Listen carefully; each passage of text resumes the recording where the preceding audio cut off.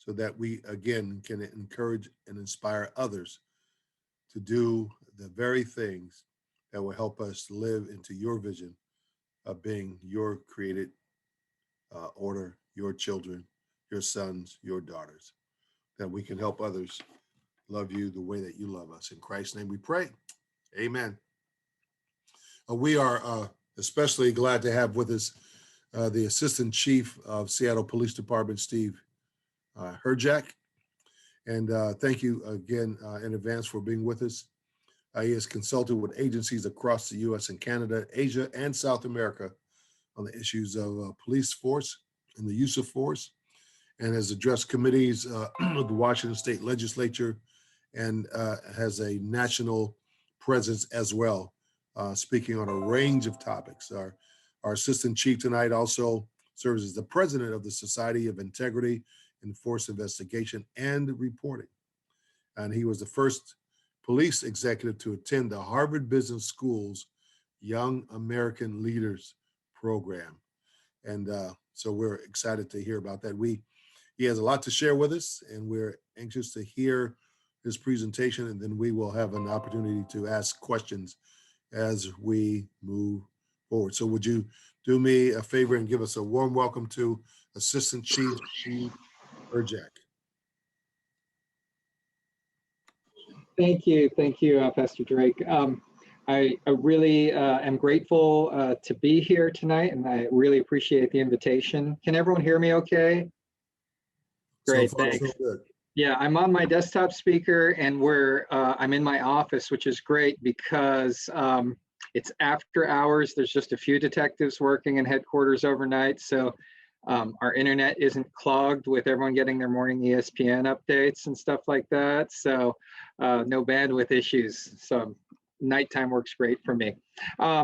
Yeah, when I spoke with Pastor Drake about doing this before, I was greatly honored and flattered to have the opportunity to talk to you. This is one of the rarer opportunities that I find in Seattle that I got to speak to a Christian group. I am Christian myself. I became Christian probably later than many people in life, starting at around 20 after having a religious experience in my teens, and then came to Christ. So it's been an interesting time.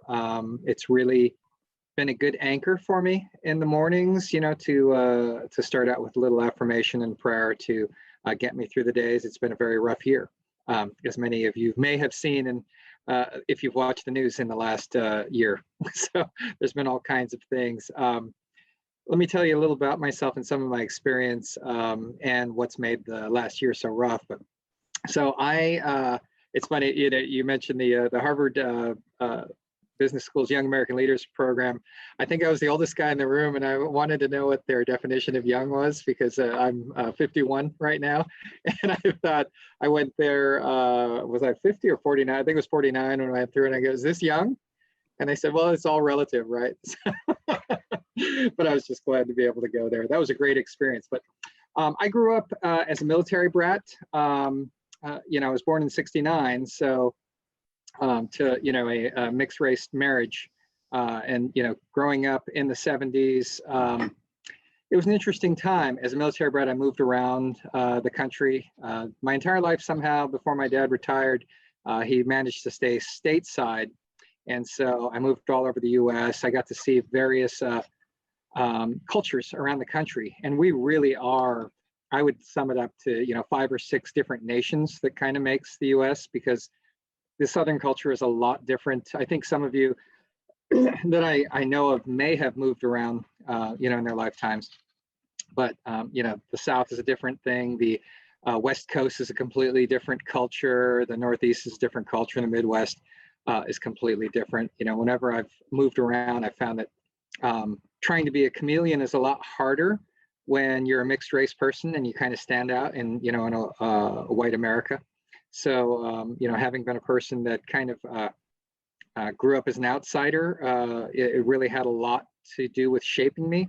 When I was in the South, I remember being asked things about, if I knew martial arts, or, if I spoke English, things like that. So it was an interesting part of shaping me. when I moved to the West Coast, where there's a much larger Asian community, I didn't fit in with the Asian community either because I was referred to as a mutt. So I was always an outsider, and then when I wound up, getting older and focusing on, back in the early days of computers, learning to be a real nerd. When we were really nerds, I don't know how anyone calls themselves a computer nerd now. Everything's so easy. It's all done for you. It's just pictures on a screen. I used to have to get into the guts of a computer back in the day, and it used to take 2 hours to configure a mouse when they first invented mice for home computers or desktop computers. But yeah, so I got kicked out of the house at 17 by my parents. So another shaping formative experience for me. My dad woke me up at 17 and said we had an appointment, and dragged me to a recruiter's office and left me there. And so I went into the Air Force. I had a very interesting career. Because of aptitude tests, they put me into computers. Imagine that, right? I was a computer nerd as I was growing up. And I had a very interesting set of experiences. I got to work at a secret base out in the desert, saw all kinds of weird lights flying around, but I signed a non-disclosure agreement that I would go to prison if I told you anything about it. So I'm not going to tell you anything about working out of Area 51 or anything like that. It was a fascinating experience because I had all these weird, unique things just kind of fall into my lap. And, I never aspired to be assistant chief of police. I think that God has kind of laid a path before me and definitely had a hand in steering me to where I am and where I'm going to go and what I've done. Just signing up as a grunt in the Air Force, somehow, I had people from DC and the Pentagon somehow heard about me as being this computer whiz, and I started getting phone calls as I was getting ready to leave the Air Force. And I wound up, being offered a job as an undercover agent, with the federal government to infiltrate a hacker ring. It was kind of a funny story. They wanted me to infiltrate a Chinese hacker ring, and I said, I'm not Chinese, right? They didn't care. They just needed someone that knew computers and could get in with the hackers. But so I had that, and then I was offered positions in the Defense Intelligence Agency and Defense Communications Agency, and the commander, a 4-star general from the Ballistic Missile Office, wanted me to work on our nuke program, setting up new computers. And I'm like, how did this happen? This is just one of those things that I was just head down doing what I was supposed to do. But instead of getting into all that high speed stuff, I did get to do some high speed stuff. I did work at the secret base, and I got to go meet helicopters at the end of the runway with a briefcase literally handcuffed to my wrist, just like the spy movies. They really do that. I can tell you because I've done it myself, and that was kind of neat stuff. I thought it was neat, even though it was really just a messenger boy going with something handcuffed to his wrist because I didn't even know it was in the briefcase or anything. So anyway, getting to do that neat stuff, I really wanted out of the Air Force. I didn't find that it was what I wanted to do, and by weird happenstance, a series of crimes, fell my way. I became a crime victim 3 times in a month when I was living in Las Vegas, which is where I got out of the, when you're working out at an alleged secret base out in the Nevada desert, you get out of the Air Force, you're dumped out in Las Vegas, right? So here I am in Las Vegas, becoming a crime victim, and decided, I felt I had a heart for service, and I thought where I could do the most good would be to become a cop instead of complaining about the crime and thinking about things that could be better. I decided, well, I'm going to be a cop. And then when I found out how much they paid in Seattle, we're hiring, by the way. So how much they paid in Seattle, I said, sign me up. That's a lot more than I was making in the Air Force. So I moved out here partly because I was a big Seahawks fan ever since '76. I was a kid, and there was this upstart team that just kept fighting even though they sucked, but they never gave up, and I really loved that underdog spirit, and that's when I became hooked and became a Seahawks fan back in '76. Although when I became the assistant chief of Homeland Security and had to negotiate contracts with the Seahawks, I really stopped liking them. It was a different perspective.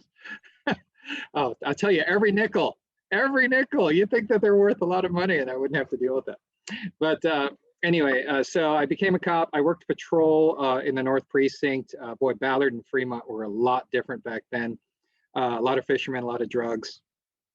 It was a different thing. I literally, in my first year on the job, I stopped a guy that was selling, at the time it was crack was the popular drug. You don't see crack much on the street, but stopped a guy that was selling crack, and I was arresting him. He had a pocket full of crack, and I'd watched him sell to a passing car. And I'm arresting him, and a prostitute walks up, and leans on the opposite side of my patrol car and flags down a customer on my patrol car. He stops in the middle of the road and picks her up while I'm handcuffing a guy. That's how different Fremont was back then. That was at 42nd and Aurora. I remember that day really well.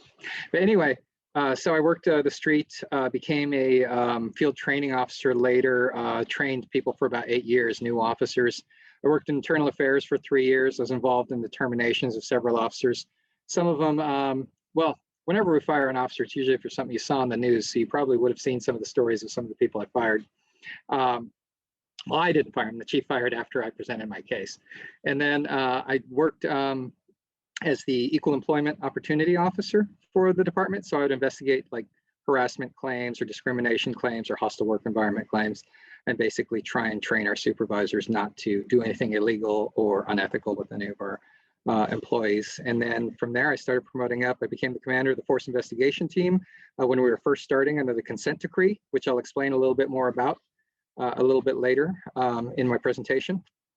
And then from there, I became a captain of the training unit. So I was in charge of training for the department. I didn't last too long there because in under a year, Carmen Best got promoted and asked me to serve as an assistant chief for her. And at that time, I took over the Homeland Security and Special Operations Bureau. So I had, she had condensed 2 bureaus into one. So I had the responsibilities for all the major events in the city, like Seahawks games, Torchlight, Pride Parade, all those things, as well as trying to run our SWAT and our harbor unit and our bomb squad and all kinds of various, the traffic section. All of that stuff fell under my command. She later broke that up in 2 because she realized it was a lot of work. And then I stayed on the Homeland Security side, and I was the chief at the beginning of the protest last year over a lot of the response there for about the first week before the chief called an audible and shuffled us around and started working on different approach to the protests. There's a lot of stuff there. Unfortunately, I can't answer a lot of questions about that because a lot of that's subject to litigation, and I'm not allowed to answer if you wind up coming with a lot of questions about specific things that happened at the protests. Anyway, and then I wound up in collaborative policing when Chief Best left. Chief Diaz moved up, and I slid over to his spot working on some of the more progressive alternative thoughts on policing. One of the things I'm trying to pursue right now is I'm talking with University of Washington and Seattle University about trying to get social work students to ride in patrol cars with some of our officers and work with some of our detectives, like especially family crime and sex crime, where there's a lot of overlap with social work. So trying to do things like that. I'm trying to work on I hope to have running this year a youth academy for horses, where we can get some inner city kids exposed to some horses, which at the end of it, they should be able to ride and, do that for free, which is a pretty neat thing, I think, that, people that ride horses tend to have a lot of money. And so having that opportunity to engage in the community is something I'm really excited about. So I think I've told you just about everything. I think I left out that I was a school resource officer for a couple years back, right around the, when was that? Late 90s. Yeah, late 90s. I was a school resource officer, and so worked closely with the schools. Most of it was not arresting children, unlike the narrative that's out there. Most of it was working to keep the kids safe in the school and protect them from outsiders at the school, not to go in and arrest kids. Unfortunately, there's been a few high-profile incidents where maybe nationally the best judgment wasn't used. But anyway. I think at this point I can try and share my screen unless we want to pause. And if anyone wants to ask me anything general about me or my career at the police department. Okay, with that. How did you become a Christian? So I kind of had a miraculous incident that just kind of, I was really, sorry, I've started my PowerPoint. I can't see what I'm doing anymore here. So let me move this off the screen so I can see better here. I have a hard time talking to Zoom when I'm looking at a PowerPoint. So I was at a very low period in my life. Part of it was just immaturity. When you're young, everything is so heartbreaking and heart-wrenching, and everything's so unfair, right? I think if we all think back to our youth, we can think of times where our narcissism and fatalism, is just in everything you do. This is the end of the world, and this girl won't go to the prom with me. I can't live anymore. The things we talk about when we're kids, right? Or we think. And so I was just in one of those down periods, and it was just really coming to a head with me. And I went and sat on a street corner, and I started crying. And before me, this old lady appeared that I never saw walk up. I was just out on the street corner by myself, and well, I wasn't by myself. There was a friend with me, but there was no one around us. And this lady appears and said, it's important that you know that Jesus loves you. And then we talked for a moment, and then she walked off, and I looked around the corner, and she was gone. And it was one of those things where I felt truly a messenger had come to talk to me. And from that, I started exploring Christianity a little more. And my mom was, at the time, she was starting to really get into Christianity herself, and started going along to church with her. And everything just started making sense for me. And so I guess it was a gradual experience from that moment that kind of was the little trigger that pushed me. But when you look around, and each day I look around and I see the miracle of everything. My daughters, I look at my little girls and think there's no way that there isn't a divine hand in all this. And so everything that has transpired in my life has led me to feel stronger and more closely aligned with Christ. So it's unequivocal, right, that if you look back and you start getting a maturity that I have now at 51 years. Not that I'm mature. Vicky will attest to that. She knows me pretty well. But you start getting that maturity, and you start realizing, and when you really think about things from someone who might have been skeptical when they're young, and you look at it in skeptical fashion, and you try and reconcile things, there is just no other way that makes sense. And it wasn't just in my heart. There was the logical part, and I thought that was important for me. I had a lot of friends who only had heart that fell away from Christ because I don't think they thought through some of the logical parts and some of the some of the math behind it. George Will, the very conservative opinion columnist, even though he's an atheist, he wrote an article that kind of summed it up a lot. When you look at math, the scientists that came up with the math of the Big Bang Theory found that they were off by orders of magnitude, and thought it was even more infinitesimally small that anything could have happened like a Big Bang. And and he said that isn't the most logical explanation that a divine being did something, and I thought, wow, this is coming from an atheist, but he really summed it up, for me. And I find it odd that he would make that point, but it's coming from an atheist, right? And you look at it from that skeptical standpoint, that there's so much chance for everything else to go differently. And, if you look at anything from multiple sides, you look at it from, a secular side, or you look at it from a Christian side, it all seems to fall in place for me, that, you can always see Christ in everything if you're willing to see it, even if you look at it from a skeptic or an atheist side. So, well, I think we have not too much time for me to get through the presentation before I open up for more discussion. So I'm going to try and get that shared real quick here, and just get into it, because I have a tendency to talk a lot, in case you haven't noticed, in the last 20 minutes. And so I'm going to try and get through this to give us plenty of time to talk afterward. Okay, so it says I'm sharing. Is everyone seeing my presentation? No, is it not working? Nope, it's working a little small. Okay, yeah. So I did this just because I learned this fancy morph feature in PowerPoint that you'll see that we zoom in here, and it's really cool looking. I want to show my tech skills.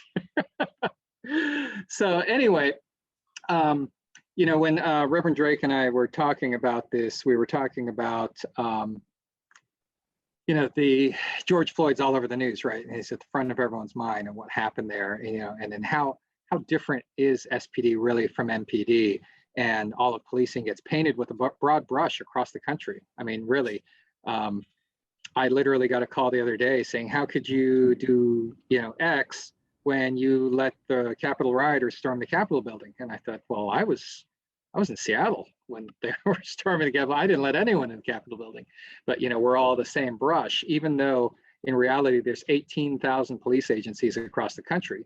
And, there are certain baseline, which I think Americans deserve to expect, because there is a constitution and there is a bare minimum that is expected legally for all Americans or anyone visiting America across the country. So I think because of that, and because of television, that everyone's kind of portrayed the same, it's easy for everyone to discredit each other, right? And there's, according to the Bureau of the Department of Justice, there's about 800,000 police officers in the United States, which sounds like a lot, but I suppose if you divide it up, depending on the area, it's not a whole lot, and we're talking to close to 400 million, citizens, and who knows how many people are in the country that don't count as that, either resident aliens, visitors, tourists, undocumented immigrants. That who knows what the real population really is, and I would guess that it's easily eclipses 400 million people. So if you divide that up, you have less than one person for every 800, which could be a lot if we're in the middle of nowhere in Montana. But if you try and put a bunch of cops in a city where you have, say, Los Angeles, where you have 8 million people, well, I think the city itself is like 6 million, but the metro is 8 million people. And then you divide that up, you don't have a lot of cops when you have a bunch of people doing stuff somewhere. So we all got painted with the same brush, and I wanted to explain some of the differences here, some of the things we have here in Seattle. Now, and I think it's important to tell people, I'm proud to be a Seattle police officer. I wear the uniform in public. I go out and eat, despite admonitions from other people at work saying, you go out and eat in a Seattle restaurant wearing a Seattle police uniform in this climate. And I got to tell you that every time I do, I get pats on the back and people offering to buy my lunch. And, I'm always welcome, which I think says a lot. There's a couple places, Molly Moons won't let me come in, but other than places like that where they have an explicit policy, everywhere I go, people hold the door and thank me. The Safeway, the Northern Rainier Safeway, there's the two Rainier Safeways. I went there to check on some issues going on there. It was one of our number one 911 call locations in the city. When I went there, I found that I got so many people came up and shook my hand and thanked me for being there. And this is, in the heart of the Black community that's still left in Seattle. By the way, when I lived in Seattle, when I first started here, Seattle's 15% Black, and now we're under 7. We're like 6.5%. So I do say that in all seriousness, that what's left of the Black community in Seattle, it's really gone white as it's grown, and we've imported all these tech workers from the Bay Area and California and other places that are predominantly white employees. The city has really whitened up, if you could believe that, for a city that was already as white as it is.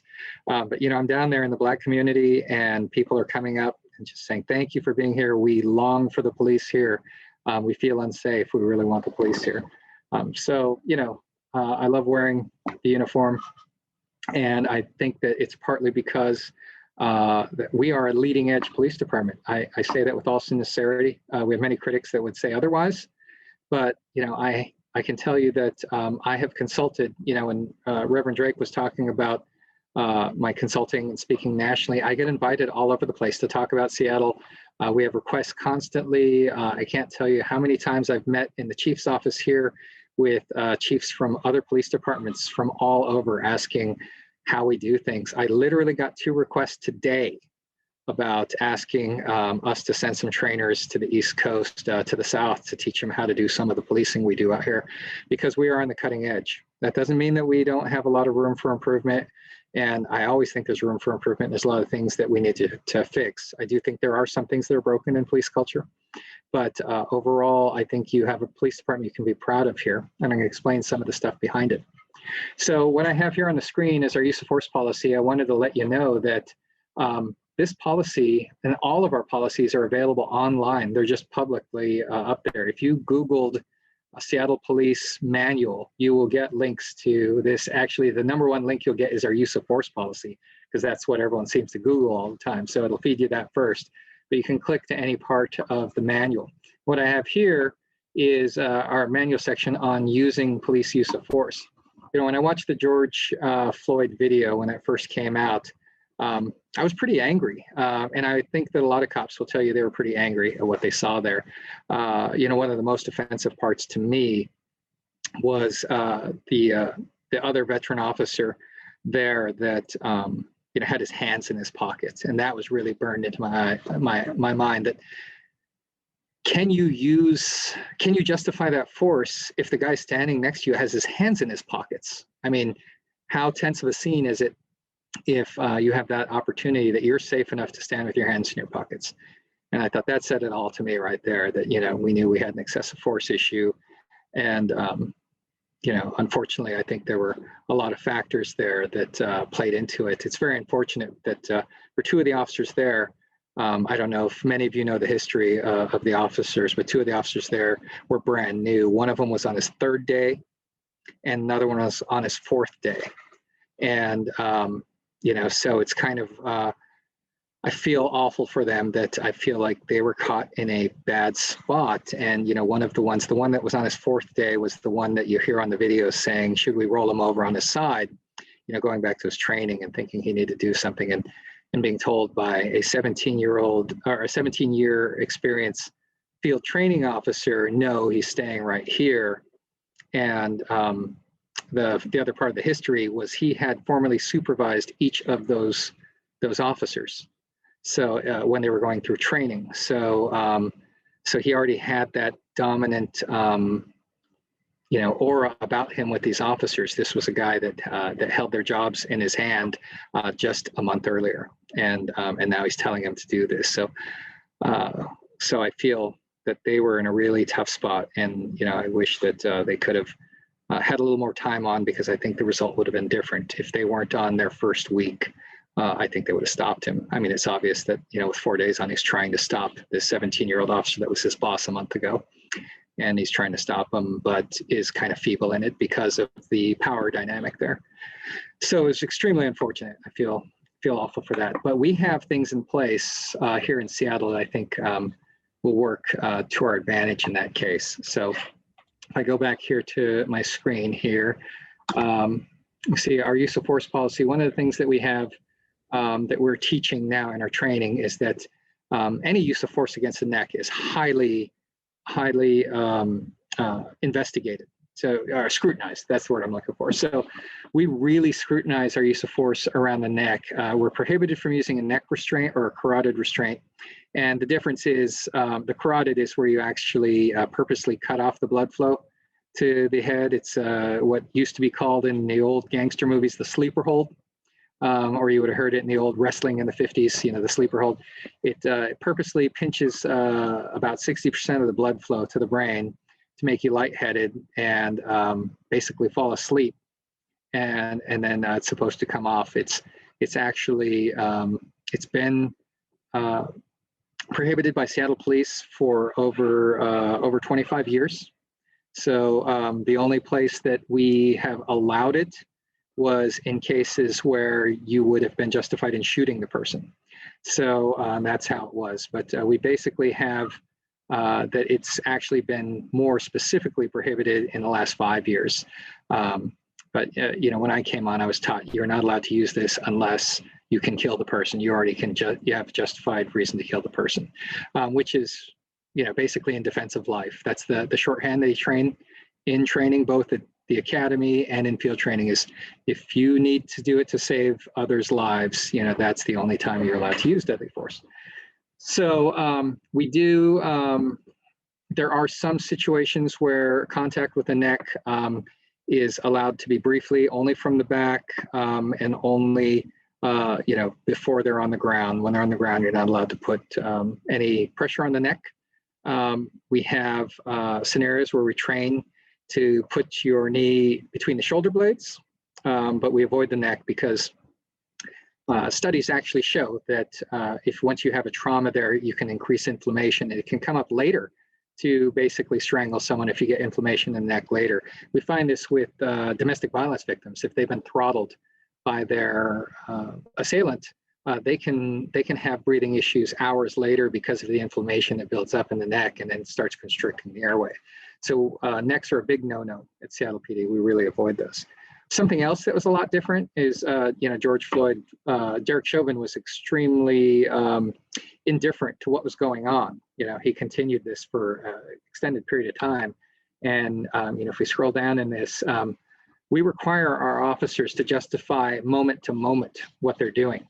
So if someone is swinging at you and then stops, you can't then just keep swinging back at the guy that's swinging at you. You have to adjust and what we call modulate the use of force. So modulation is that you should go up or down as necessary to overcome the other person's force. It doesn't mean that it's the same, right? So we don't expect an officer to fist fight just because the guy's fighting with fists. We can use a taser or have multiple officers tackle the person, and to get the person under control.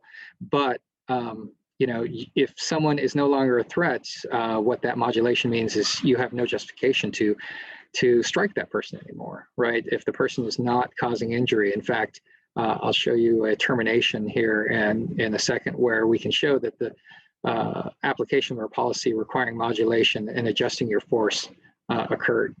So another thing we have in our policy here is we've required this for a few years now that if you see something, you are required to intervene. You have to physically act to stop the other officer. When you don't, you will be disciplined. And I think we may have disciplined 1 or 2 cases like this since we've instigated this policy. But for the most part, we'll find that officers do intervene. And, I wanted to show you here.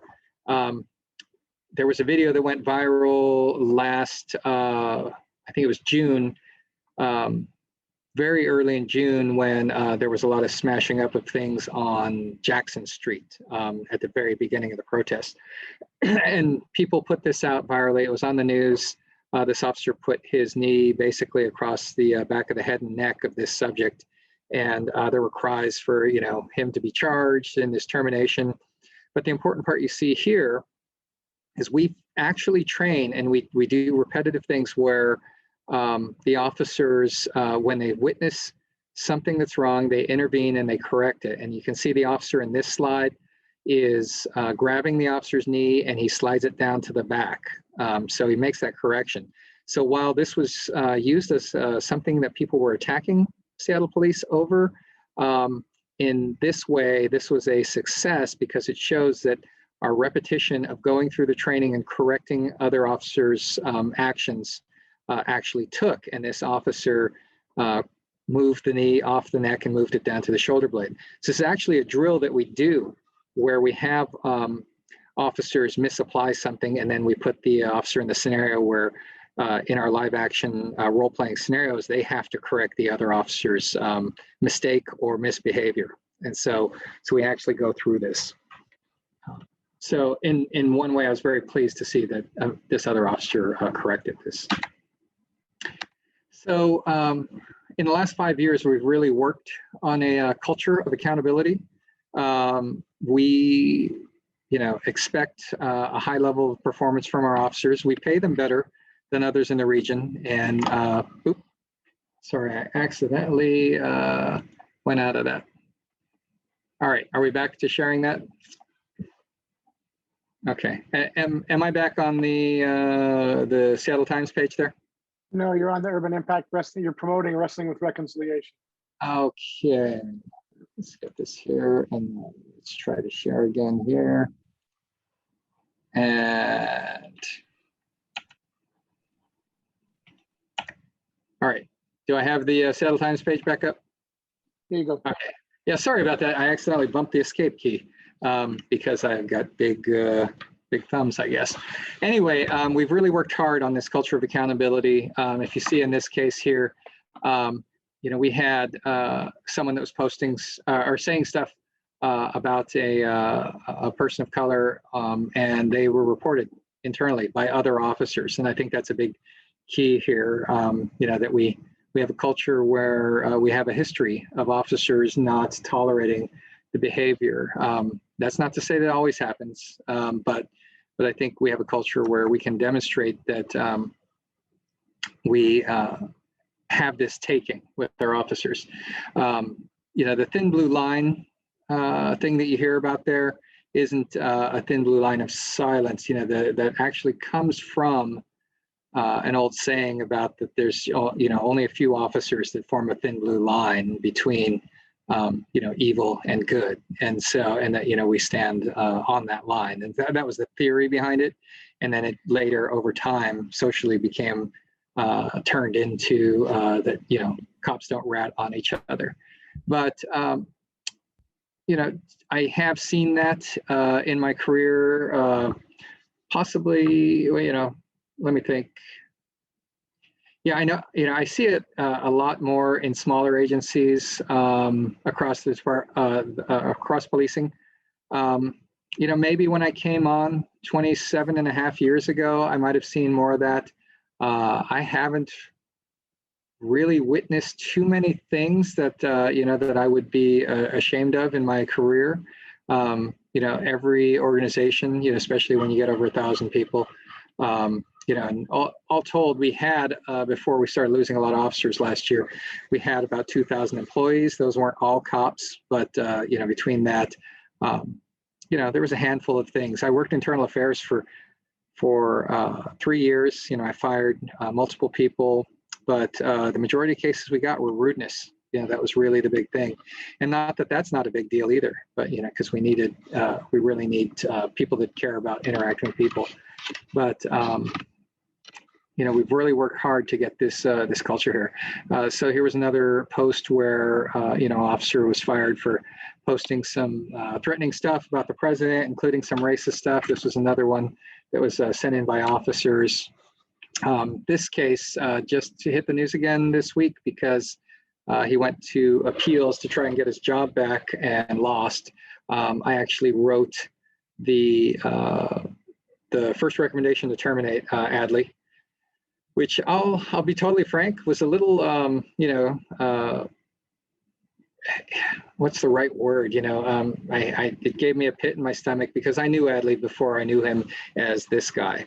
I remember when he came on, and he was friendly, when you talk to him at work, and so he punched that female that he had handcuffed in the back of his car after she kicked him. And basically what we had there was that he didn't modulate his force, as I talked about in our policy. He did this punch when she was in a patrol car in handcuffs. He was outside the car. There was the need to go back in the car after to punch her was not an authorized modulation of force.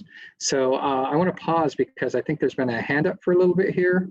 Is that okay, Steve, if I take this? Is it something that'll be quick so I can get through the presentation? Because I want to keep us on time to have a lot of dialogue after. I can Sure. wait till afterwards. Oh, okay, great, thank you. All right, I have a few more things that I want to get through here. So anyway, this was something that we worked on. I was part of the force investigation team in creating it, as I mentioned earlier. And I'll explain that we were found by the federal court to have a very robust system that not only disciplined officers when necessary, but also found opportunities to learn and change policy and improve things. One of the things that I changed personally on the department is, after investigating a fight in a holding cell that happened because the officer got locked in the holding cell because of a spring latch on the door, and then the officer got locked in, they wound up in a fight, the prisoner and the officer. I thought, well, this never would have happened if we didn't have a stupid spring latch. Why do we have a spring latch where an officer could get locked in to a holding cell? It makes no sense. So we saw this holistically, and we went through the precincts and removed the spring latches on the doors so that officers wouldn't get locked in accidentally. And we eliminated a source of potential use of force. So we're always looking for things like that to constantly improve. Our use of force policy is probably revised at least once a year, if not twice. So we're always looking at stuff, and most of it comes from examining incidents where we've used force. We have several accountability prongs that oversee the police department. Andrew Meyerberg runs the Office of Police Accountability. It's an independent office where he makes recommendations on discipline for officers. And if the chief disagrees, the chief is required to write a letter to the city council, a public letter to city council saying why they disagree. Yeah, that's one prong. We also have an Office of Inspector General. The Office of the Inspector General actually looks at all our policies and procedures and major things have happened in the department, and makes recommendations on changing policy or equipment. It's not the Office of Police Accountability that disciplines officers. It's the office that says basically, SPD is doing something stupid. Why are they doing this? Let's fix it. So we also have the Community Police Commission that is designed to get public input and feedback and give that back to the city council and report back to the city council on things that need to be changed with the police department. And Brandy Grant was just appointed executive director just recently. And we're still under federal oversight. And, we had Merrick Bob for several years, but we have a new federal monitor, Antonio Oftali. He is a professor from Harvard University, as you can see here at one of his lectures in this picture. But he also was part of the oversight of Irish National Police. So he has experience being a federal monitor. So he watches, and his office watches over a lot of what we do, which I'll get to in a sec a little bit more. We have force investigation team. If you look really closely, you'll see me in that picture at a shooting scene. Yeah, I'm the one facing the camera. Anyway, we go out and investigate basically anything where an officer hospitalizes someone. So there's a complete investigation. All of it is publicly disclosable, so you can get a file on any incident basically where we hospitalize someone. You go get a public disclosure request, get the use of force file on something, and we'll have that there. And then we have Force Review Board that reviews all of the force investigation team cases, which is basically anytime we hospitalize someone, or they also review anytime a supervisor screens things to see if it needs further investigation. They'll review it, and this is where we get a lot of recommendations on changing policy or procedures or training.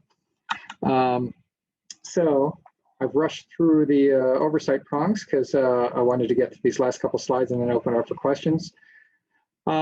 So one of the things about, what needs improvement, I'll tell you some of the things that I think, that we really need to improve here, just specifically in Seattle, is arbitration. The whole Adley Shepard thing where he was given his job back after what appeared to be an egregious use of force because of the luck of an arbitrator that found him a sympathetic person. I was there as he told his personal story and basically, cried and put a tear in her eye with his heartfelt story and got his job back, for no, based not on anything on the merit I saw in the case as a witness. That's my personal opinion. Something else I'd love to see changed is, we need some ability in the contract there needs to be changes in the contract. I can't discuss specifics because that's open to negotiation, under labor law. But I would like to see the contract have some fixes in some of the things we do. And that's open for negotiation this year. The Police Officers Guild will be negotiating with the city on a new contract. So there's opportunities there for input into what they do. Some of our civil service rules with promotion and discipline are things that probably need to be fixed. If we wind up promoting people, which has happened in my career, that were, below average performance and somehow they made it through the civil service system promote, it doesn't breed good policing or good discipline or accountability. And hiring, one of the biggest things that I've lamented since I came on the department was that we have hiring freezes when the budget's bad, and then when crime gets bad, they do a hiring surge. And something that comes of that is that when you have a hiring surge or a mayor that offers 200 officers within a year, we don't have the capacity to really make those happen. If you try and hire 200 in a year, it results in more people slipping through the cracks that probably shouldn't be here. In an ideal world, we would have steady hiring, that is not open for freezing or changing, so that we can stick with the cream of the crop, make sure everyone is top-notch to their psychological screening and their background screening, and make sure we get the best of the best constantly, in anticipation of, boom times and droughts.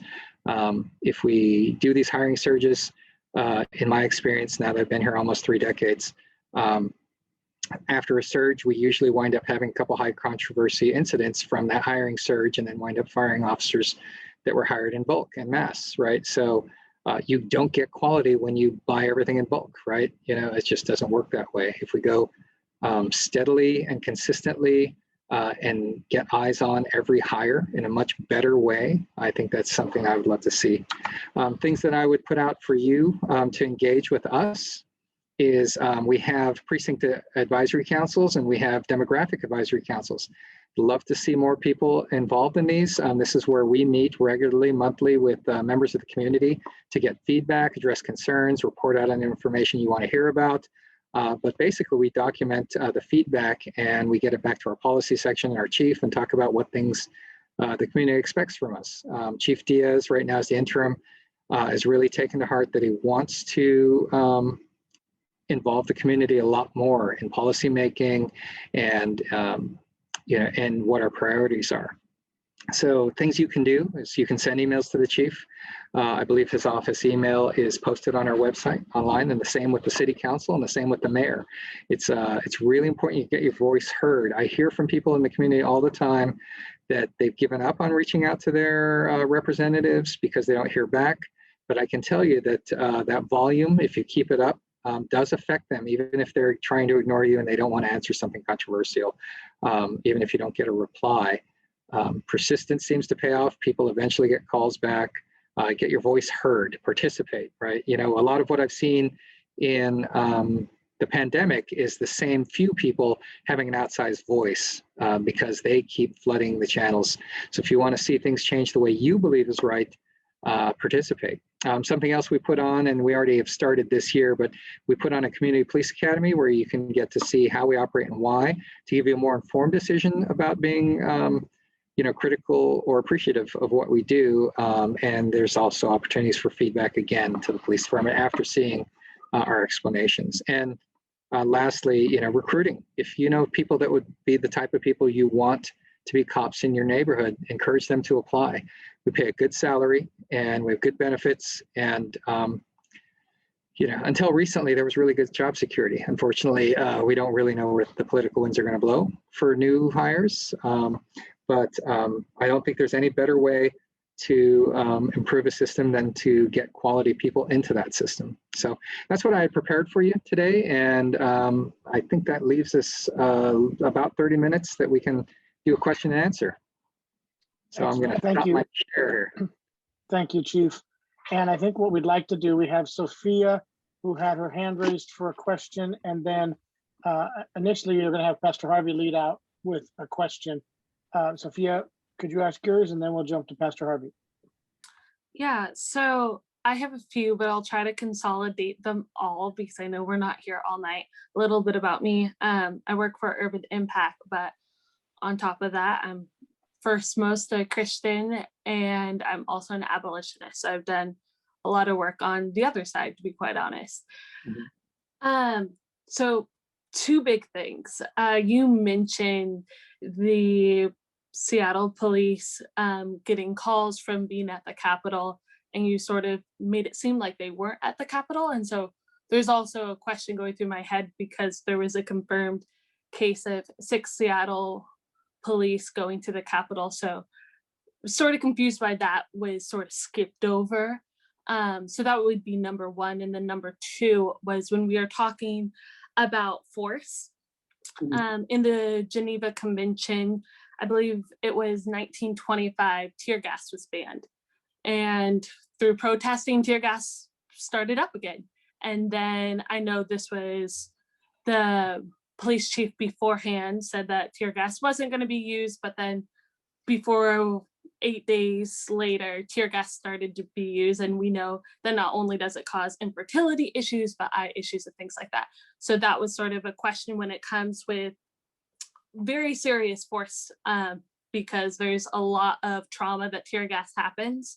And then on top of the big force, the other big question was, I honestly felt sort of frustrated by this conversation of, I felt like it wasn't being completely honest by the use of force of someone who has been on the other side of things and seeing police officers run over my friends with their bikes, crashing their neck.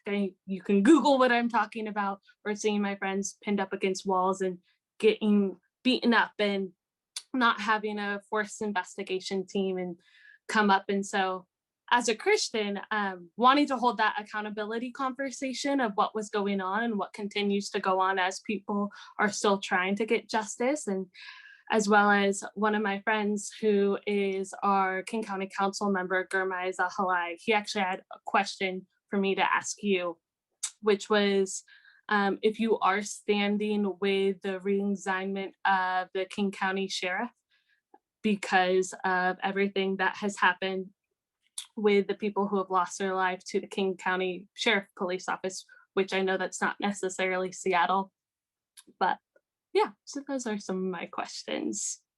I could probably bang through those really quickly before we get to Reverend Drake here. So I think you misconstrued my comments about the Capitol riots. I was talking about our police department was not the one providing security that was highly criticized for the riots.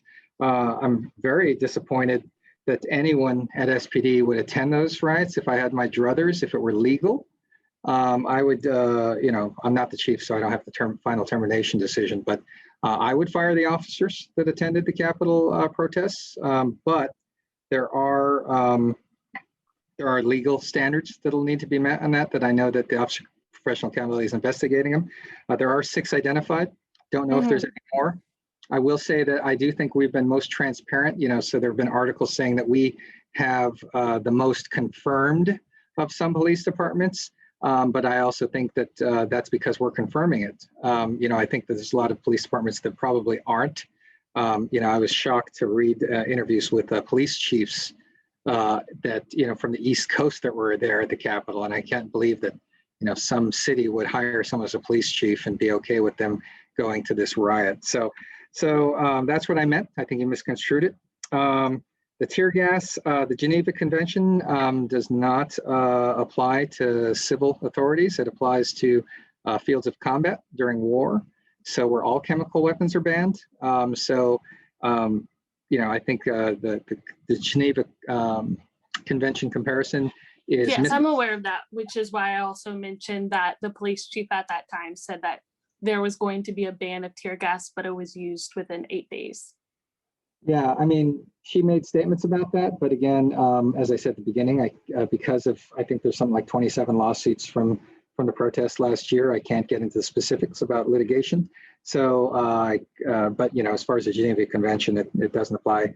I wish I could answer your question more fully, but someday when the litigation is settled, I will.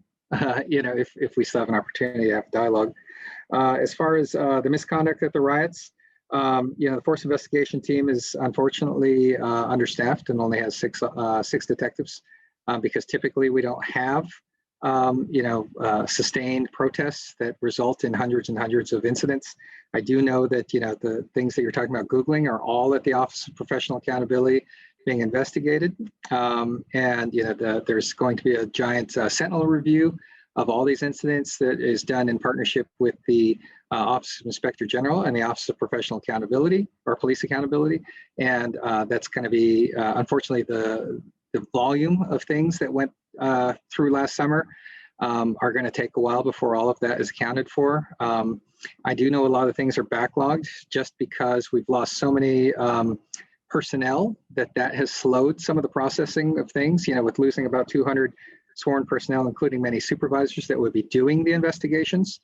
It's caused somewhat of a backlog on top of the fact that the system was not initially designed. It was designed on a budget and wasn't designed to handle hundreds and hundreds of incidents because the city didn't come up with the money for that type of. I don't know of any agency in the state that could handle processing that level of stuff. You got to consider also that all the protesters came to Seattle. There was a little bit in Bellevue, but other than that, we didn't see everyone going and marching on Everett or other smaller police departments. So we got pretty overwhelmed. I will say that. I mean, there were some, but definitely Seattle had the biggest, for absolutely sure. Yeah, and I'd like to point out that for a metro region, our metro statistical area is 5.5 million people. If you were to take that level, most of the police departments of metro areas that size are well over 2,000, approaching 3,000 officers versus the 1,400 we started last year with. So, comparisons of cities our size have smaller metros, but the city limits are the same.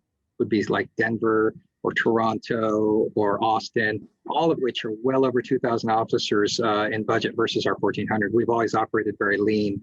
And so it's very easy for a lean department to become overwhelmed. So it's unfortunate. I would like to see swifter accountability, both for the government officials to see and for the public to see. And as far as the sheriff question goes, I remember voting for the sheriff to be an independent position back in 95. I was a voter back then and I voted for it. But, the will of the people, they voted to confirm, this change by almost 2-1. So, my personal belief, and as a Christian, we render unto Caesar, and our government is based on democracy and votes. And so I believe in supporting the will of the people, and since it was more than 2-1, I support that it be a appointed position. So, all right. And I think I tried to get through your stuff as best I can without taking up too much time. And I think we turn over to Reverend Drake. We have another hand raised, Vicky B. She can make a comment before I ask a question. And if others want to ask questions, you can put them in the chat. Steve is monitoring that, or we can have you speak up as well. I would ask, however, that as you ask a question, let the chief answer the question. We don't have a lot of time to kind of go back and forth, so if we could just be careful there, that'd be great. Sister Victoria. Beach. Mine is just a comment, and I'm happy to see that young woman on here. You don't see a lot of young people at meetings, and but I just have a comment about the tear gas and everything. And we don't have enough time in this meeting, and maybe we should have another meeting about it on what types of force can be used. I was at CHOP every day and I saw what happened on both sides, and looking at it from SPD side, I saw the frozen water bottles and the rocks and the jabs with the umbrellas being done. What do? You just can't get away with that.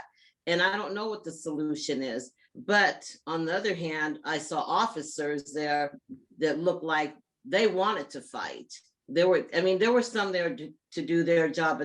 And so I just wanted to say that because I saw it from both sides. And but the other comment I want to make, every protest that I went to that was put on by the Black community was not violent. And so maybe I shouldn't say this because I am a Christian. When I saw the city being torn up and people, not only SPD, but just regular citizens being hurt, I got to a point where it was like, if you're out there causing trouble and you get hurt, you have no business being there. But I don't know. We need to come up with a solution fast, because next month, May is coming, and I think we're headed back to where we were a year ago.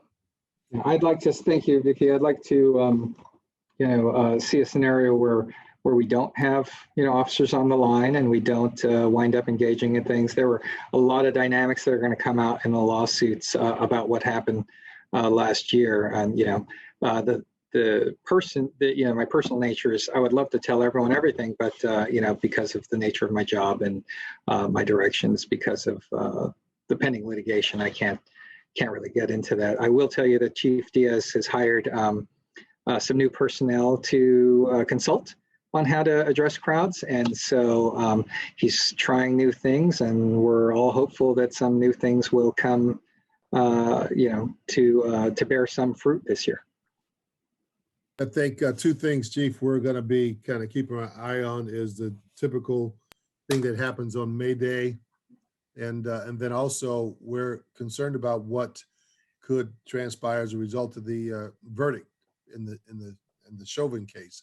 I think people will be upset on both sides, and a group of us have had some conversation about what can we do to preemptively that might cause some calm to be embraced once the verdict comes down. So perhaps we can talk about that later.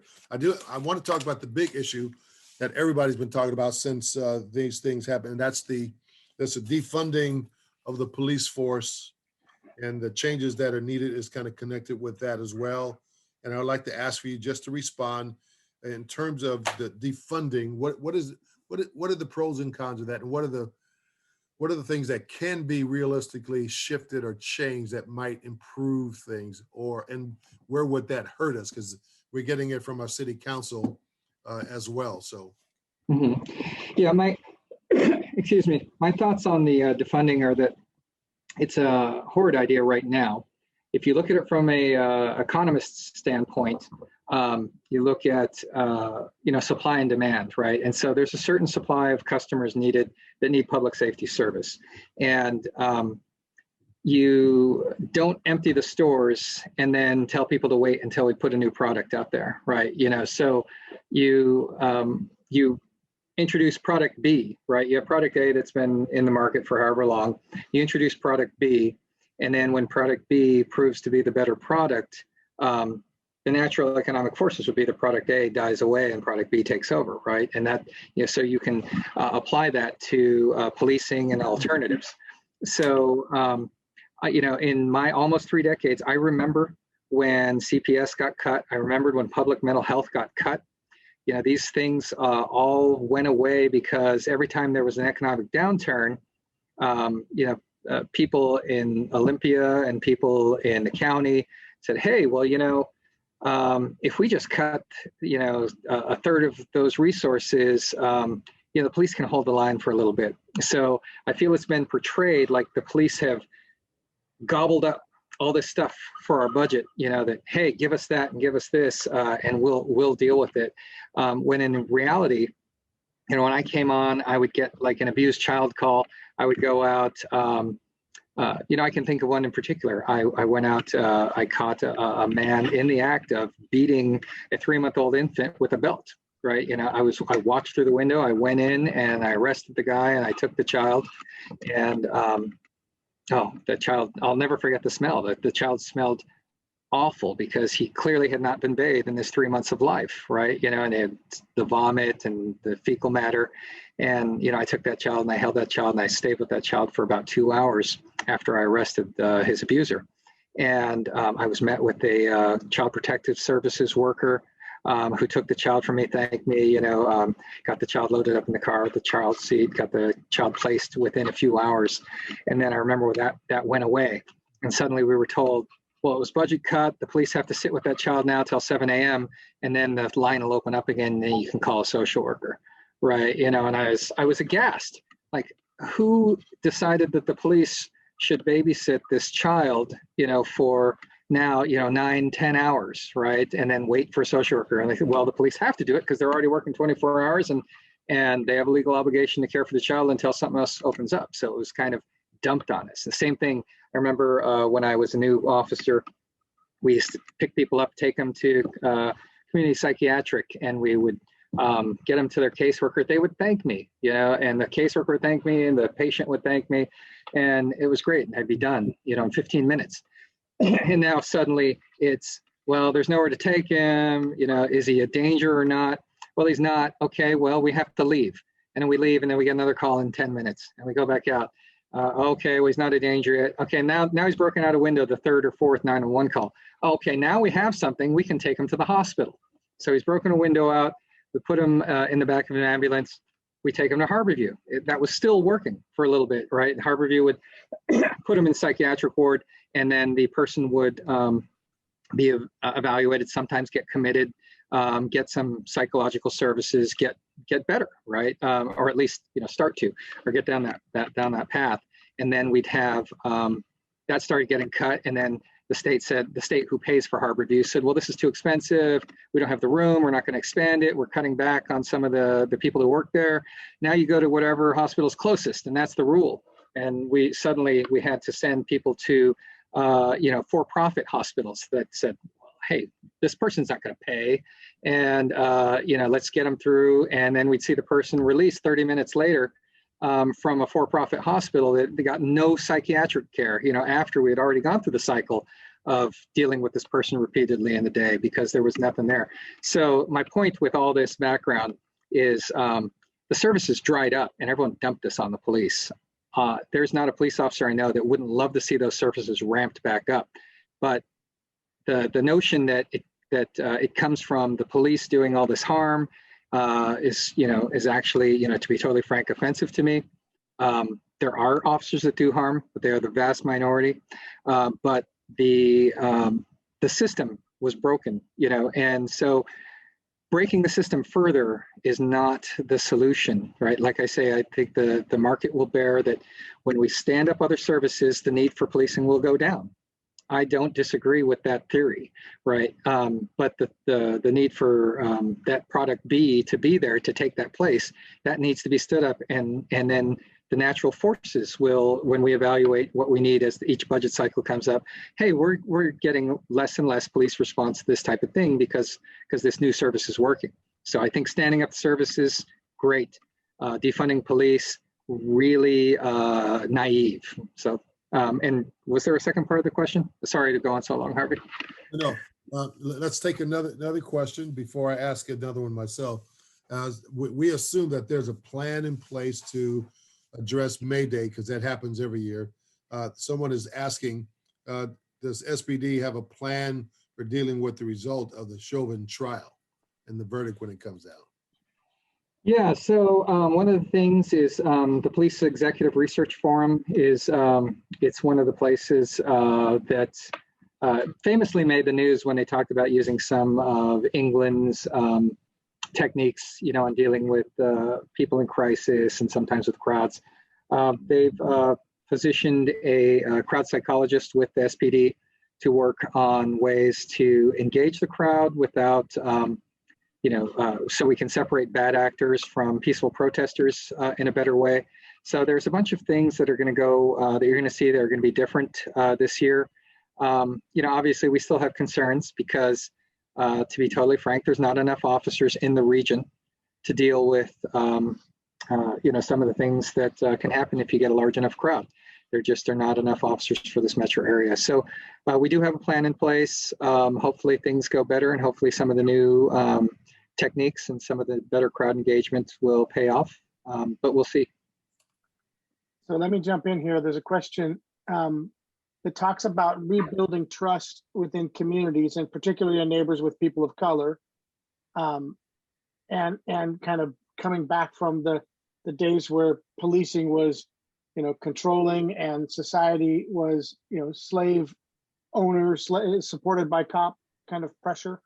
How do we rebuild all that? What are some of the ideas that you guys have? Well, unfortunately, there's a narrative being driven about division, but at the same time, the people that are driving that narrative are also trying to deny us access to the community. You know, one of the first things that I saw in my career with driving some of the distrust is with budget cuts coming along, and, you know, various times where budgets get hit, is a move towards telephone reporting or online reporting of crimes.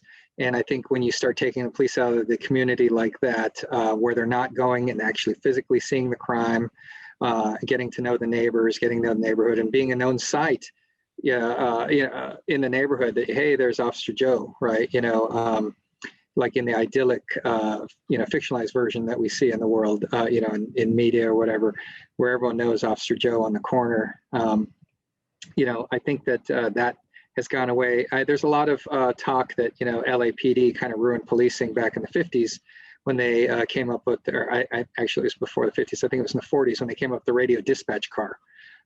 You know, and now you didn't have your neighborhood cop that everyone knew, and you had a car that was driving miles at a time to go to a different 911 call, and you know, and go. So now suddenly you have these strangers in uniform showing up to deal with something, versus you know, Joe on the corner. You know, which is one of the things that you look at some of the methods of policing in, say, Japan, right, where there's a kiosk on every block, right, and the officer hangs out at the kiosk so everyone knows where their local officer is, first name basis with everyone on that block.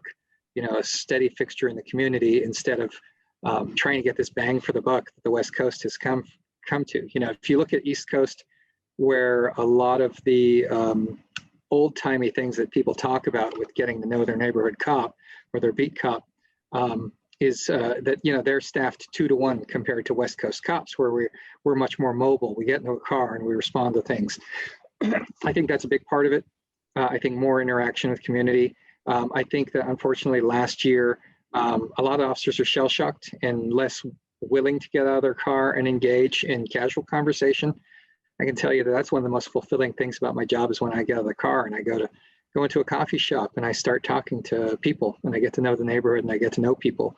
You know, my experience as a patrol cop, when I was a patrol officer, was great compared to some cops. You know, that's something that we need to teach more about, getting out of the car. We need to force people out of the car. In fact, years ago, before all this happened, when we were fighting to try and increase the budget and the number of officers, the goal was to increase the number of officers so officers could get out of their cars more and go and get to know people. You know, so that's one of the things. I think another thing is honest conversations. It's unfortunate that you know, we live in a social media world. When you try and have honest conversations in public, you know, it can be edited by detractors that really are up to no good and really aren't about reconciliation or healing, and just want to get little snippets and sound bites that they can put out to get to their means. I feel like we live in such a divided country that right now no one wants to come together, no one wants to heal. So I think us as Christians, we kind of have the obligation to remind people to have grace for everyone and look at what the best solution would be, and use our voices to get people to engage calmly, you know, and come to consensus or political action, rather than radical political action, which is, you know, smashing windows downtown in order to make a point. So, you know, I think there's a lot of work that needs to be done, but I think that, you know, some of my experience with police abolitionists or detractors are, and, you know, this is one thing I'm really grateful to see Sophia here on the call. My experience has been, go away. I don't want to talk to you. I don't want to hear anything you have to say. Or go to a meeting and try and shout down the police from answering any questions so that there can be no dialogue. I think that when we get to a point where we can actually talk, that's going to be the biggest thing. So can I respond to that, Officer? We have a question before, Stu, hang on quick. We have another question that's in the chat before that. And I want to respect that. So Okay. I got you in queue. Okay, we're gonna come back to Yeah. where we left off. write down a note so you don't forget your question. Yeah. The question's about the police interaction with mentally ill individuals and how they can be, you know, engaging with mental health resources. You had the idea of an MSW in each of the cars. Can you talk a little bit more about kind of how to deal with the mental health issues and policing? Yeah, we currently employ 5 mental health professionals that ride in the patrol cars with officers around the city to respond to calls like that. Unfortunately, no matter how much you put into that, the back end services don't exist. Like I mentioned with community psychiatric, we need to invest not only in that, but also in the back end services. There's nothing there. They are overwhelmed. And there's that joke in the social work community that community placement for the mentally ill meant dropping them somewhere in the community and running away. And that's kind of what our society has done for people that need treatment. I fully believe that we need to really fund that realm of expertise. It has been drastically underfunded and cut. And with politicians taking the easy way out of saying, well, people can call 911 when there's a problem. So Seattle PD has had the MHPs in the cars for over 10 years. We were a front runner in the country with trying to do that. But as we try and place them as services, we find over and over. I just had a conversation with members of the community in Ballard and Council Member Strauss about a patient that has been causing problems nonstop for 8 months, that everyone in the neighborhood knows this person by name because we keep trying to get this person into services and they keep getting turned out onto the street because nothing is there. So until we can get that side of things funded, I think we're kind of up a creek. The police can keep doing things. We provide all our officers with the crisis intervention training. We give training, on dealing with autistic, training on dealing with people with traumatic brain injuries. And we teach all the signs and ways to interact and what to expect. So I feel that we are working really hard on our end, but the system and the government is really failing by not providing anything else. There's a tragic story in Portland where that police department shot someone after 13 commitments, where the person received no services and was turned back out onto the street. And, back then, Chief Danielle Outlaw, before she went to Philadelphia, she said, what am I supposed to do? Start my own, hospital, to help people, within the police department, on my budget, because no one else is holding up their end of the bargain. And so I would really implore you to pressure your lawmakers to fund mental health services. We really, really need it. All you have to do is look out a window in a lot of parts of the city to realize we need that. Before we get to Stu, just to follow up, you said that there were 5 mental health professionals. Is that for the entire city? Yes, it is. And unfortunately, we have a hard time even keeping that number up. That's one of the other things about, some of the defund movement is, there is not this vast pool of social workers and mental health professionals that will go out 24 hours a day. We even spoke with some of the major clinics and organizations in the city about their ability to come out at night and, do things. And some of the organizations specifically, straight up told us we can't get any employees that will work the hours you folks work. So until we can ramp up that end of things and create that demand that we produce more mental health workers, this is a long game that we have to play, that we have to really work strategically to build up that end of things. So, Stu, you had a follow-up to the previous question? Yeah, thanks. Hi, Officer Hirjack, or is it Chief Hirjack? I don't know how to. It's just Steve. Steve, okay, good to see you again, Steve. So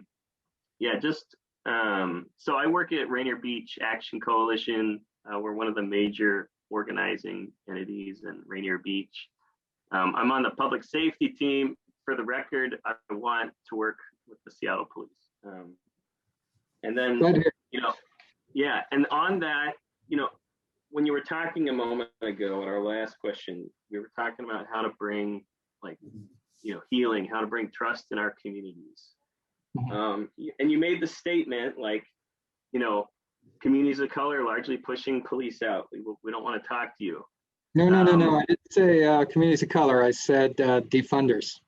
There's a difference because every time I go into community of color, they beg me to bring more people there. Okay, you did make the comment we need to talk to each other. So yes, I want to give you and your department some of my perspective as a community organizer. We started our public safety initiative in 2012. I don't know how many captains we've gone through in the South Precinct. I also don't know how many police chiefs we've gone through.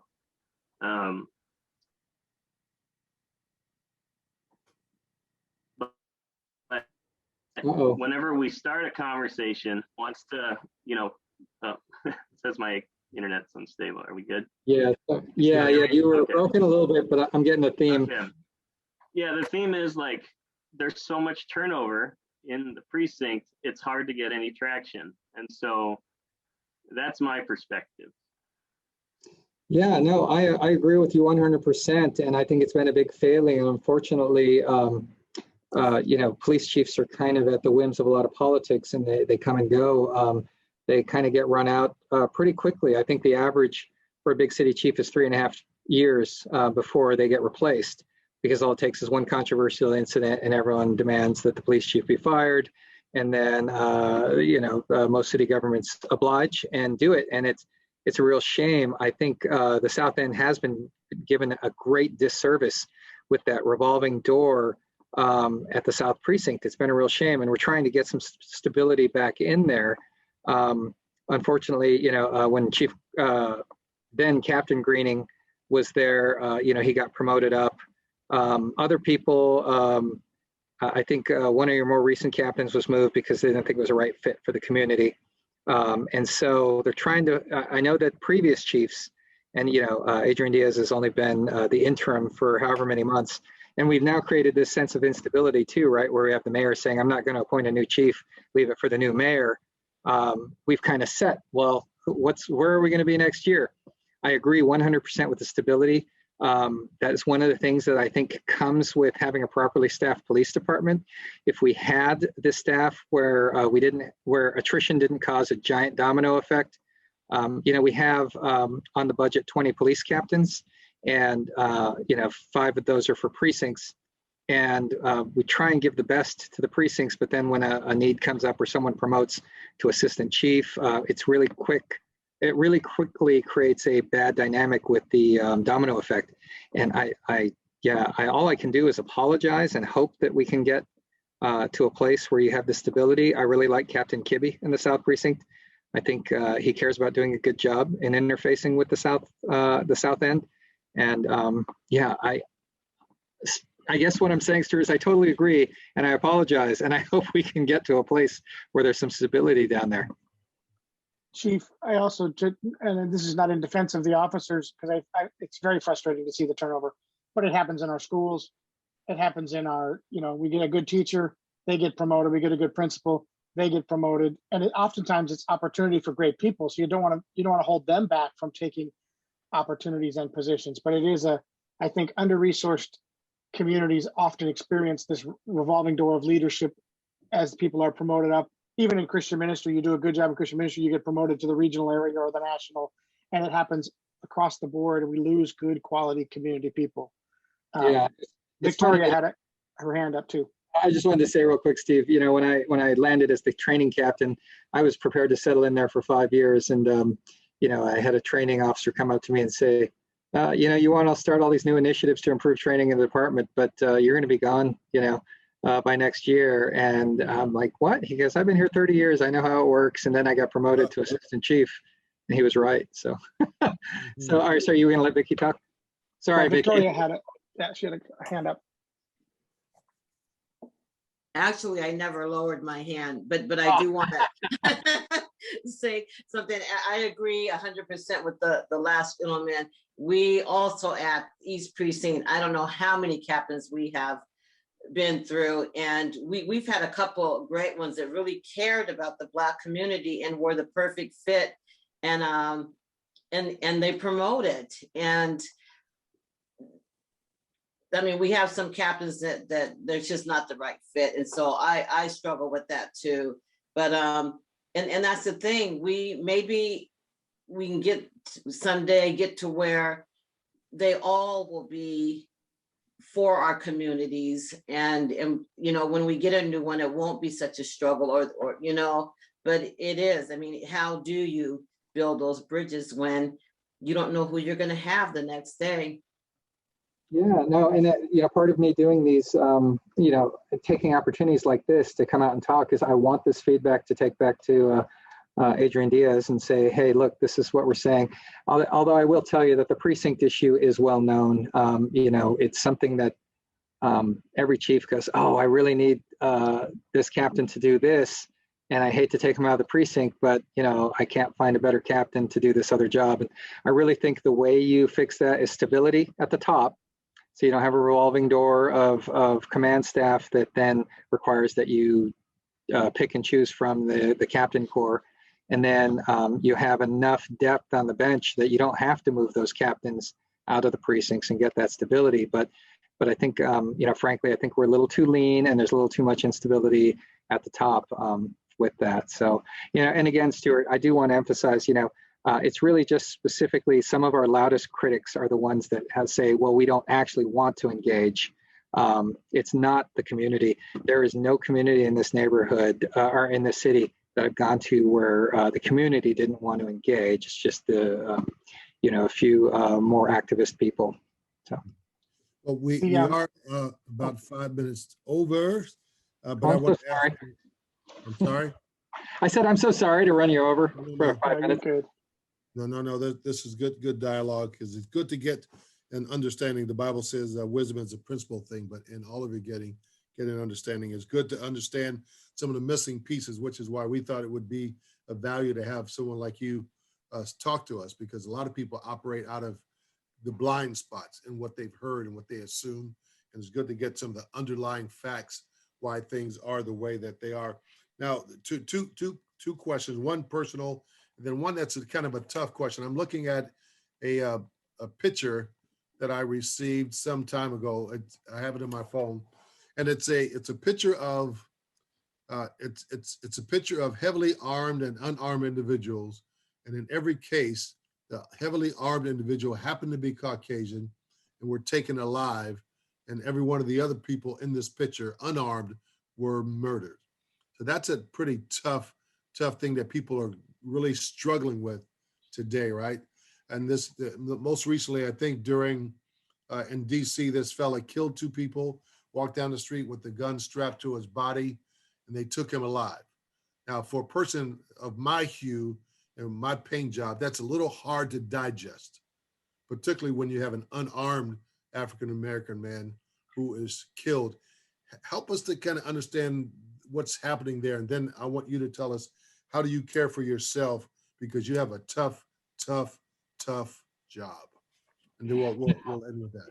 All right, thank you, Reverend.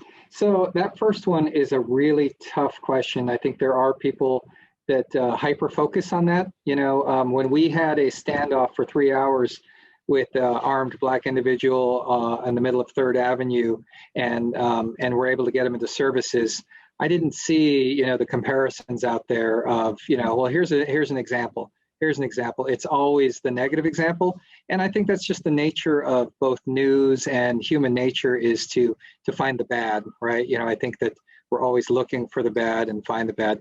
I remember talking to a reporter from King 5 where I said, well, probably only 1/6 of the people we shoot die. And the reporter said, what? And I was like, yeah, give me some examples. And I rattled off, the last 2 years officer-involved shootings, where, 2 people died out of, 10 people shot or 12 people shot. And then the reporter said, oh my goodness, I just assumed everyone died whenever I saw one of these shootings. And I go, no, look at your reporting. You say the person survived, was in the hospital. So, that doesn't get reported, that, that there isn't this, the police are out to shoot to kill, the police shoot to stop.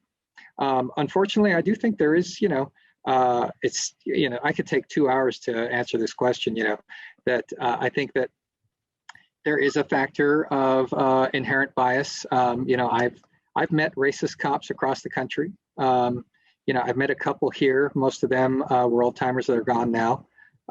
So I do think that could be a factor in things, but also, that's a product of our society, that we're in. We're in this society where you look at like some of the frustration that has built up over the years. You create a redlining, and you don't let people of color buy in a neighborhood and then get economic boost like white America got, right? So white America is 2 generations ahead on building wealth that most of American wealth was built through, home ownership, right? And so we've limited that, and then we have these experiments like in Chicago where they have the high rises and they put people of color in high rises, so we could just dominate a block and put it in the worst part of the neighborhood and put it in the worst economic conditions. And we created as a society, over the last 100 years through all kinds of weird experiments, that we've segregated, America, and into people of color go into poor neighborhoods, and white people get to have better advantages. So I think all of that kind of comes together, right? You segregate and then put people in harsher circumstances and give them a handicap, and then now you have a situation where you're going to have more crime in that neighborhood, and then we have demands for more policing and then more contacts. There's so many factors that play into this. I can't rule out any individual cases of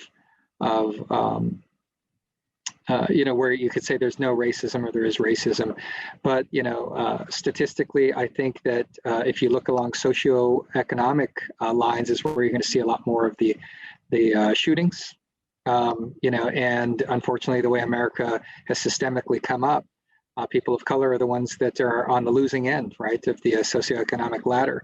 And so I think it just works that way. I think that as far as we go, having investigated the cases, we shoot, more white people in Seattle, but that's part of our demographic, right? We have more white people in Seattle than other cities. I can't imagine that in other cities it's not going to be statistically skewed, especially when you go somewhere like Chicago, where the highest crime areas are people where the city in the 60s segregated everyone and put a bunch of black people into projects, right? And in a very dense area, and created a bunch of crime. And then, what do we expect, right? So it's such a complex question. I could point to a number of studies, that say that,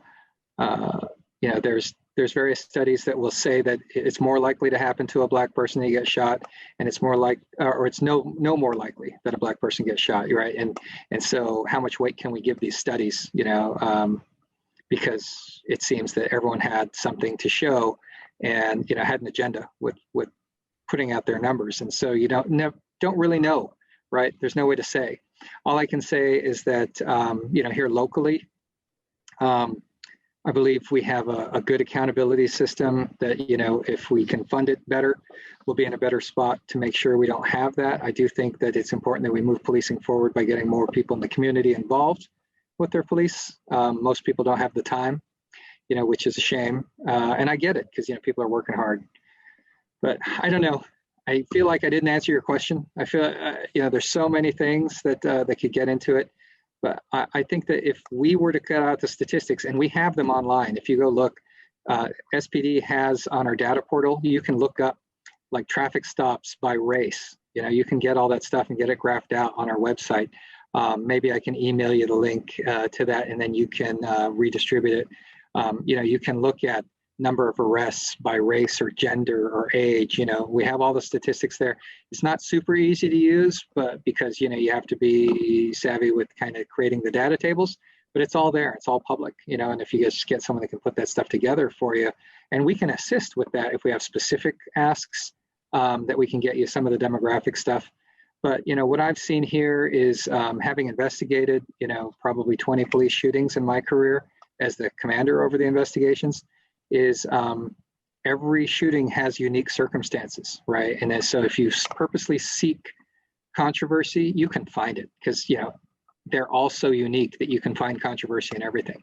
I know that some shootings are bad. Some shootings are legal, but could have been avoided in hindsight.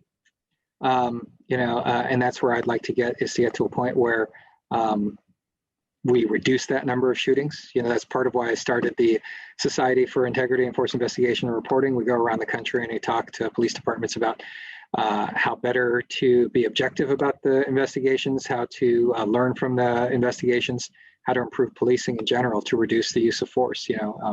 I used to be very proud when I was a patrol officer, that I'd gone so long without a shooting because I felt that doing things right, improves that, and that goes again back to the defunding question, Reverend, that the more we defund, the less ability we have to train. People talk about London police, as an example. London police have about 4 times the officers per capita of a city like Seattle. And because of that, they have the amount of officers that they can take people off the street to give them about 4 times the training that we have, because every hour of training requires you take an officer off the street to put them into training. And so without properly funding a police department, you're not going to get a good product, so that's the bottom line. As far as self-care, boy, there's times where it's rough. I can tell you that I suffer PTSD from last summer. I've had signs, I walked downstairs from my bedroom one morning and saw my kids out with the neighborhood kids, and they had chalked up the entire cul-de-sac, and I could see it from my picture window. And I got a sick pit in my stomach because it looked like the chop, and some of the things I had endured during that time, and it triggered me where I felt sick to my stomach. So it's rough. There's times where, I just forget. One of the most important things is to remember the bigger things. If you stay Christ focused, you remember to appreciate things more. I mean, I think just saying Christ focused, you realize all the blessings that are on you and how much better you have it than others. I think having that morning devotional where, I have that 2-minute morning devotional where I write down things I'm grateful for, things I'm blessed about, have a little moment of prayer. That really recenters you towards getting towards the positive things and remembering no matter how badly I have it, I'm not getting my arms cut off because I make more than my neighbor, like in Rwanda or places like that where you've had, atrocities committed just because of luck, right? Your happenstance, So I think having that morning focus and that morning devotional is huge. When I stop and I look at God's creation, you just take that moment to look at the beauty. If you try and look at things from the perspective of end of life, I think you can see how much good that you've experienced and how much good is out there. I think finding those opportunities to approach everyone with grace and remembering to love everyone helps you see things better from their perspective and recenters you. So probably the biggest thing for me is doing that morning devotional. And the days that I skip it are the days that I go home and, if I had a cat, I'd want to kick the cat, to use that cliched expression. Not that I would kick a cat, but just using a cliched expression. So that's how I do it. There's rough times, leaning on others helps, and taking opportunities to engage is big. So thank you, Reverend. Thank Assistant you. Chief, we just want to take a moment to thank you as a community for being willing to come and speak with candor and speak honestly. I will say, in light of the tragedy that we've been through as a community with the shooting at Emerald City Bible Fellowship, one of the things that I found to be just amazing was Chief Diaz, who we know because he was around a number of the programs that we were working with youth, and he was connected as a assistant chief in the neighborhood deeply. But before he went to his officers, before he went to the scene, he arrived on scene, and I saw him personally go to Dominic Davis, who leads the Community Passageways program, that has been a strong advocate for defunding the police and been a strong advocate against the criminal justice system. He went to him first and gave him a hug and connected with him. And then he went to Sean Good, who was close by, who runs another community program looking at helping things. And he said hello. He came over to me and spoke to me. And then he said, I need to get on site with my team and figure out what I'm doing. But I just want you guys to know, I'm here. And I have really appreciated his, just the way he has engaged with us and has been committed to being present. And that's not just, in tragedy. He's been present in, a number of programs and a number of connections. And, we would say Chief Best also was, we recognized her a few years back with the Martin Luther King Jr. Award because of her service and her commitment and the work that she had done. So I feel very fortunate with those two leaders that we've had some great leadership and great example. And I got to know you tonight briefly. introduced before the call, and I appreciate the work that you're doing. We have a long way to go, and we're working hard to connect with the local folks. You know, we feel like some of the responsibility is on the community. We've got to do our part to connect and get to know folks and get to know the young people in our community and do our level best to support as well. So thank you for your time. Thank you to everyone for your grace and respect and candor as well. Just really, really appreciate this time. Can I pray for you, Chief, and then we'll close the night? Please, thank you. Father God, we just thank you for Chief Steve and his willingness to be here, God, and his service, God, his life of service, from military to policing. God, his willingness to come and in some ways be under fire and address tough questions and do so with candor and to share his personal story and history and faith with us as well. God, we'd ask that you would help him process and lead well. God, it's a difficult position to be in. Yes. And it's a city that we've chewed up a number of our chiefs and a number of our officers. And God, we need good people, and we need good people in leadership. And so we just pray that you would give him the self-care to do what he's doing well, God, to process through what he's doing. And God, we ask that your hand would be on him. And God, we pray in advance over the future this spring and summer as May approaches, as the Chauvin trial comes to an end. God, we pray for our city. We pray for right-mindedness, God, for disciplined protest, for careful and peaceful protest. God, we thank you for the leaders at the community level that are leading. We thank you for the leaders in government and the leaders in the police force that are leading. So God, have your way, protect us, give us wisdom, and guide our city, Lord. In Jesus' mighty name, amen. Amen. Amen. Again, you. thank you all for joining us. Good night, everyone. Rest Can we do a well. thank you? A thank you or